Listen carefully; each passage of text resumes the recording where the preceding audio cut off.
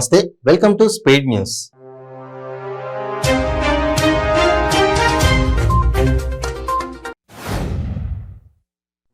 Telangana assembly budget సమావేశాల schedule ఖరారైంది.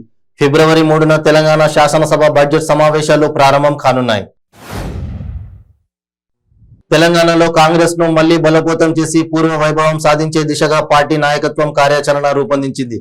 ఇందులో భాగంగా ఈ నెల 26 నుంచి హాత్ సే హాత్ జోడో యాత్ర నిర్వహిస్తున్నట్లు టీపీసీసీ చీఫ్ రేవంత్ రెడ్డి వెల్లడించారు. నాంపల్లి ఎగ్జిబిషన్ పార్కింగ్ లో అగ్ని ప్రమాదం జరిగింది. పార్కింగ్ లో ఉన్న కారులో నుంచి ఒక్కసారిగా మంటలు చెలరేగాయి. ఎలక్ట్రికల్ కారులో నుంచి మంటలు వ్యాపించాయి. హైదరాబాద్ లోని ఇంగ్లీష్ అండ్ ఫారిన్ లాంగ్వేజెస్ యూనివర్సిటీలో క్యాంపస్ లో విద్యార్థిని ఆత్మహత్యకు పాల్పడింది. 4వ అంతస్తు బిల్డింగ్ పై నుంచి కిందకు దూకి ఆత్మహత్య చేసుకుంది. హర్యానా విద్యార్థిని అంజలి చేసిన ఎంఏ ఇంగ్లీష్ ద్వితీయ సంవత్సరం చదువుతోంది.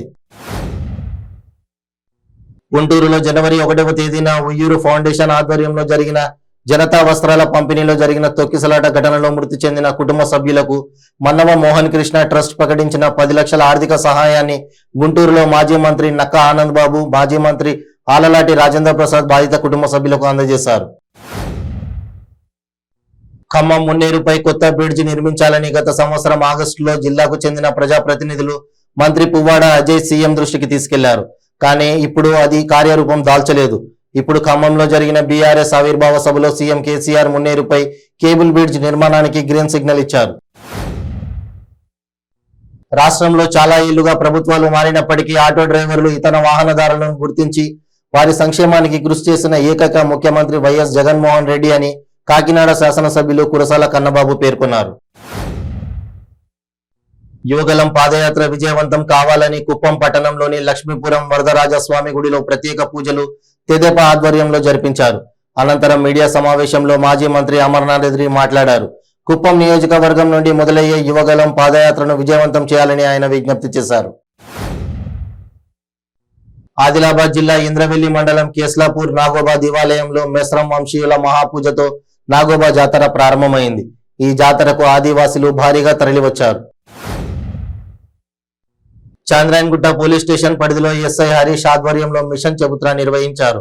రాత్రి సమయాల్లో వీధుల్లో తిరుగుతూ న్యూసెన్స్ చేస్తున్న వారిని, ఎలాంటి ధృవపత్రాలు లేని వాహనాలను స్టేషన్ కు తరలించారు. మెదక్ జిల్లా చిలిపిచేడు మండలం మంజీరా నది పక్కన వెలిసిన శ్రీ చాముండేశ్వరి ఆలయంలో ప్రతిరోజు పూజలు నిర్వహిస్తున్నారు. మాఘమాసం పురస్కరించుకొని భక్తులు పుణ్యస్నానాలను ఆచరించారు.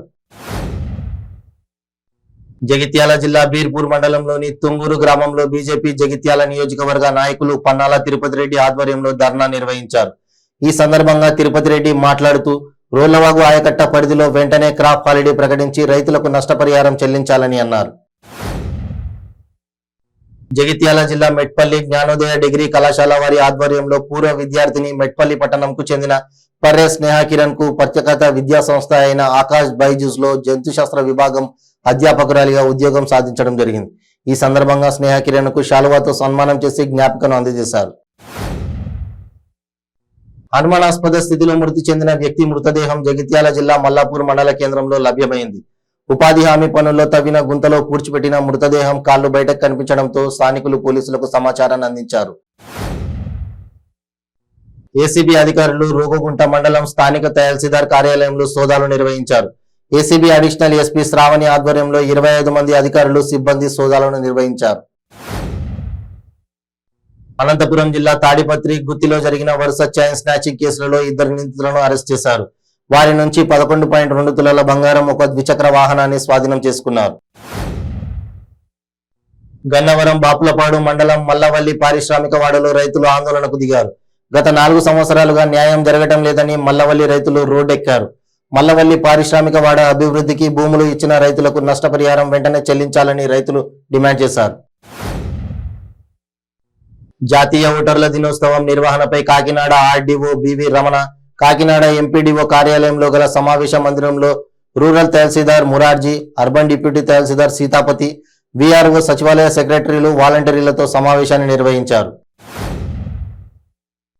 హైదరాబాద్ లోని లోటస్ పాండ్ పార్టీ కార్యాలయంలో వైఎస్ఆర్టీపీ నేతలను ఎంఆర్పీఎస్ అధ్యక్షుడు మందకృష్ణ మాదిగ కలిశారు. ఈ నెల 23న అనాథ హక్కుల సాధనకు జరుగుతున్న రౌండ్ టేబుల్ సమావేశానికి పార్టీ మద్దతుని కోరారు.